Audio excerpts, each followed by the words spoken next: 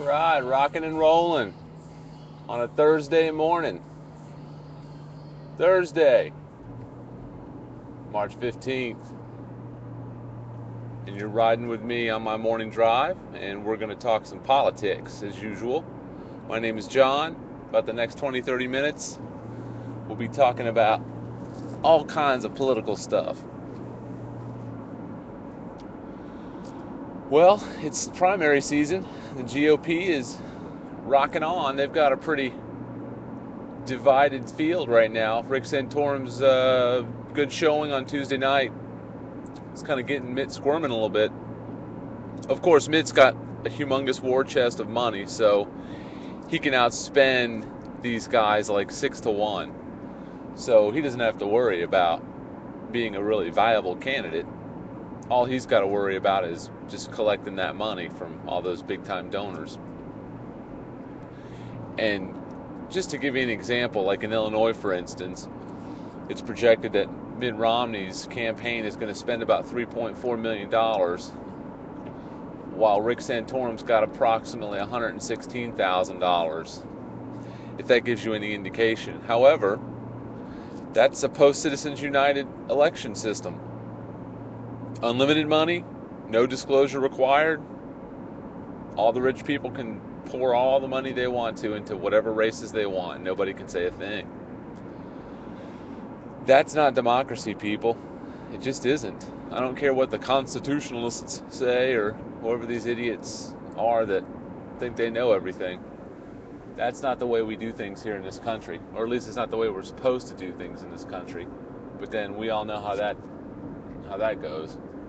So you look at the 2000 elections as a good point, or even the 2004 elections as a good example of democracy in action.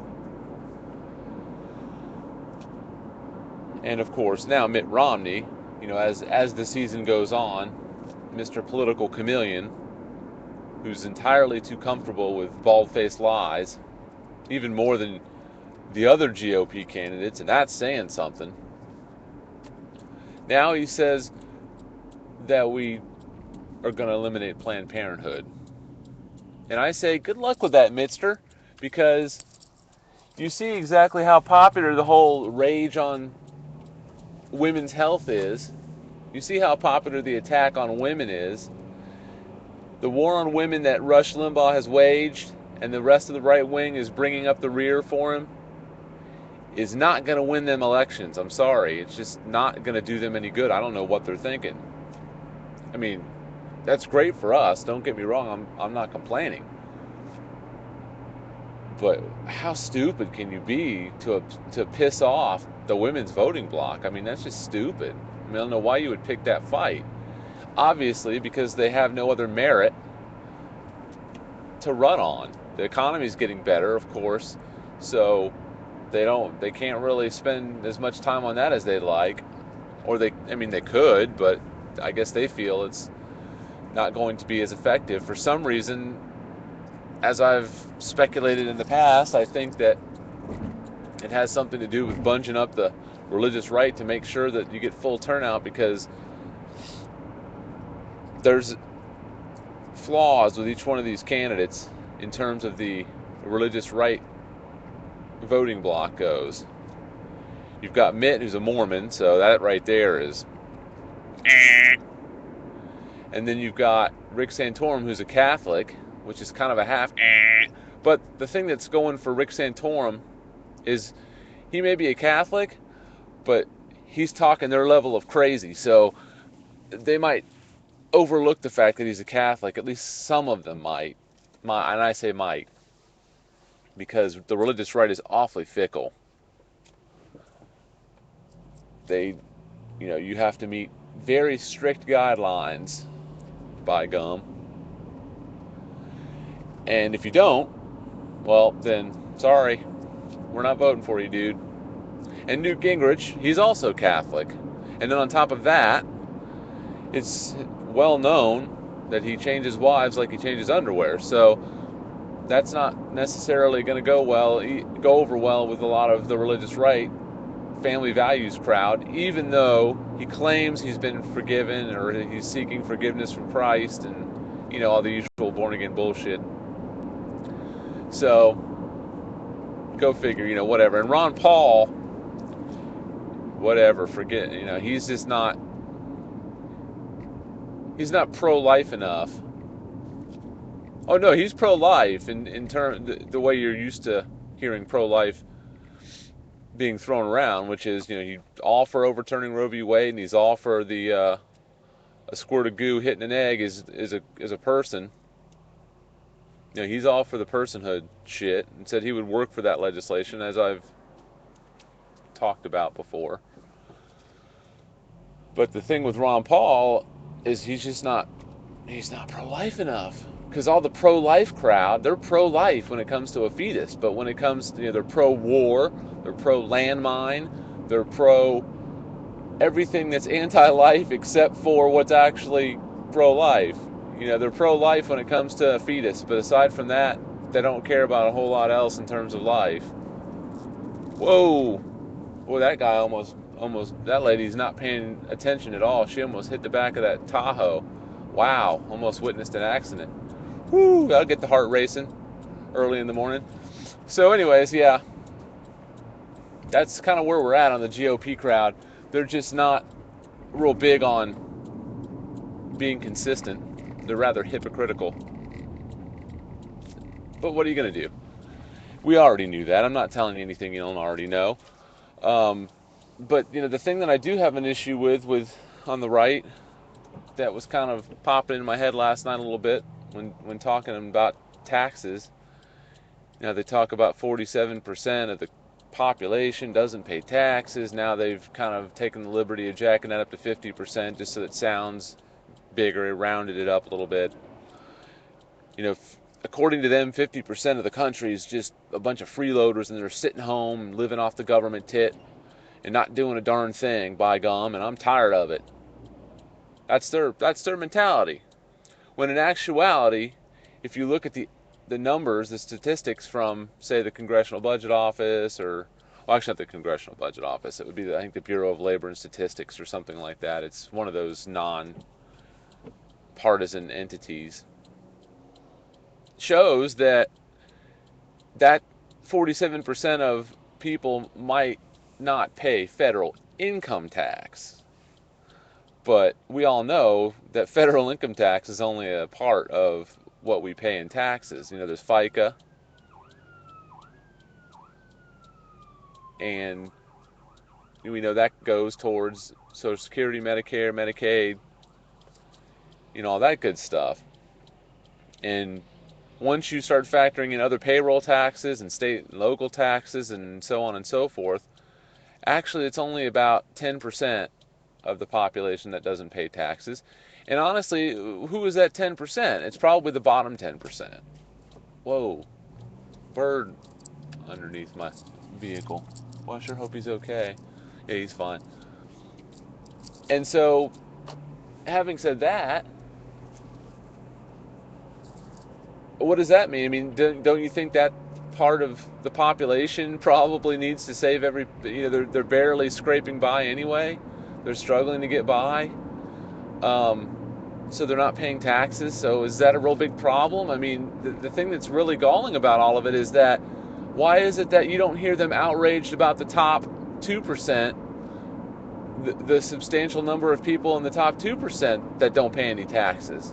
Especially like GE or the Koch brothers or some of the Koch industries. I'm sure their tax liabilities are either zero or next to zero, or they get, actually in GE's case, they've gotten the tax rebates. I mean, and I don't hear the outrage about that. Why is that? Those companies or those ultra rich people need to pay no taxes? Are you serious? Really? Why wouldn't you be more outraged about those people who don't need a tax cut or who don't need to pay zero taxes or get a tax rebate? Why wouldn't you be outraged about that? Especially all you idiots in the middle and lower class and working class that are voting Republican, that have been completely duped into voting based on some red herring issue like abortion which is, by the way, not a crime according to the law. I mean, seriously, people need to wake up and vote based on your economic best interests, because nothing else matters. You can go back through the last several presidencies and look at the abortion statistics, and they're higher under George W. Bush than they were under Bill Clinton. Yet Bill Clinton is pro-abortion, which is a bullshit term for pro-choice. Nobody's pro-abortion. And George Bush was a pro-life. Oh, Mr. Pro-life, who starts unnecessary wars and kills hundreds of thousands of Iraqis and sacrifices the lives of 4,000 plus of our own soldiers. Yeah, Mr. Pro-life. Give me a break, man. People are so hypocritical. Oh. But, that's what we need to be considering is, why is it there's so much outrage about people on the low end who really don't have a pot to piss in or a window to throw it out of, not paying taxes, when all these uber rich, wealthy people and billion-dollar multinational corporations are paying zero or getting money back on their taxes? That's something to think about, and it's something that we really need to try to raise the argument to some of these idiots on the right. Of course, it never, there's really no point, honestly, because they're all in the bubble. And, in case you've been listening to these or been watching these episodes at all, you'll remember I spoke of some family members a couple days back who are obviously, I've now determined, are in the bubble and not worth spinning our wheels over. So any further communication with them is really pointless. Thankfully, they're not relatives that are super close, or that in a couple of cases we haven't even met.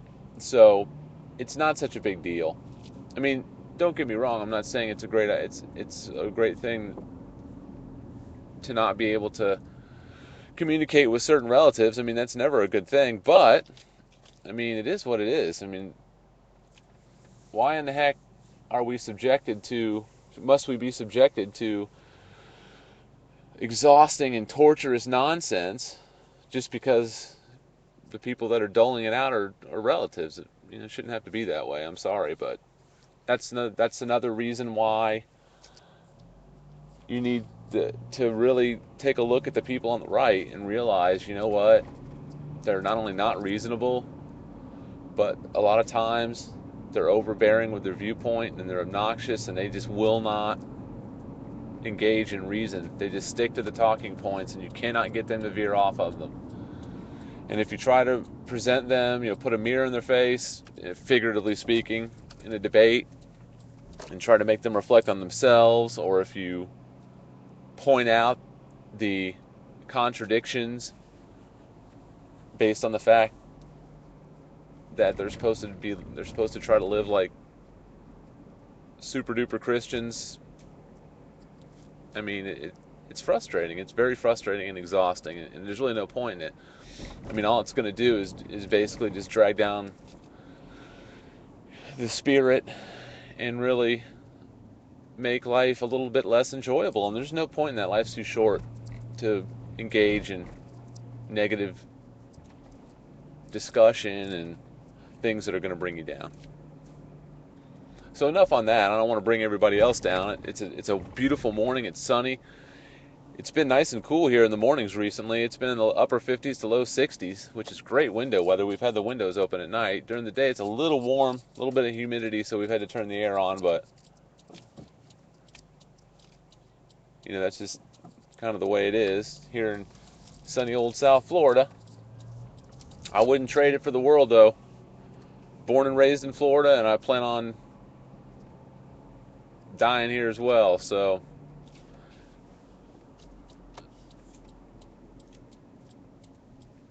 but moving on to the next topic is that, and get this, in case any of you haven't heard, the Obama campaign came out with a campaign ad that features Sarah Palin talking her nonsense on the Sean Hannity show with this whole Derek Bell nonsense. Derek Bell was a wonderful man, and then they want to paint him as a radical. Sarah Palin claims that Barack Obama wants to take us back to pre-Civil War times when we were judged based on our class and the color of our skin. And yeah, like a black man is going to want to take us back to pre-Civil War times when there was slavery. Are you freaking kidding me? There's no damn way that's going to happen, or that's the case. I mean, seriously? So I guess the Obama campaign felt that that was so laughable that they would make a campaign ad based on it just to show, I guess in a follow-up to Game Change, exactly how stupid Sarah Palin is and how clueless she is on the issues. So they made this up, and of course then Sarah Palin comes back with her usual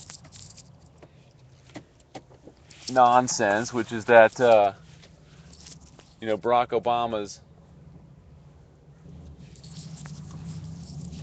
Hold on, I'm sorry, I'm parking.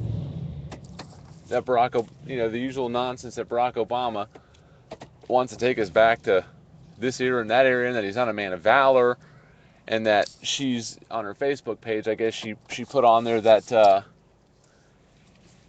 she'll accept that she's not running for office, but she'll accept the dubious honor of being the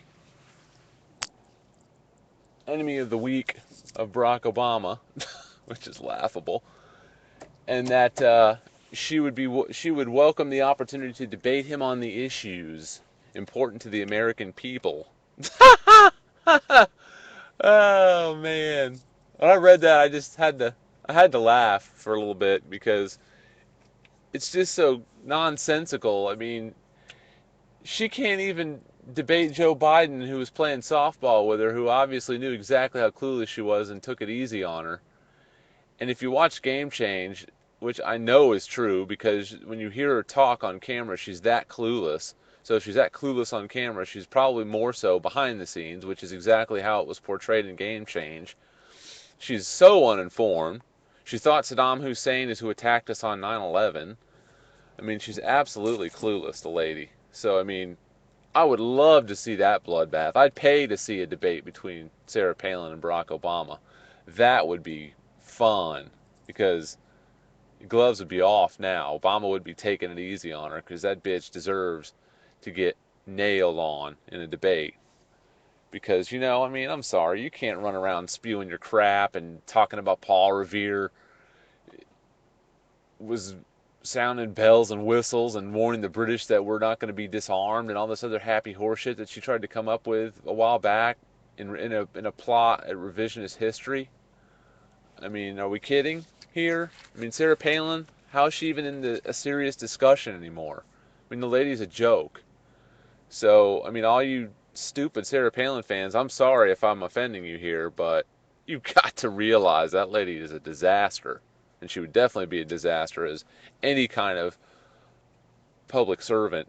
I don't even know how she got elected governor, and she couldn't even serve a full term. I mean, and she's less informed than pretty much anybody that I ever hear call into any of the left-wing political talk shows.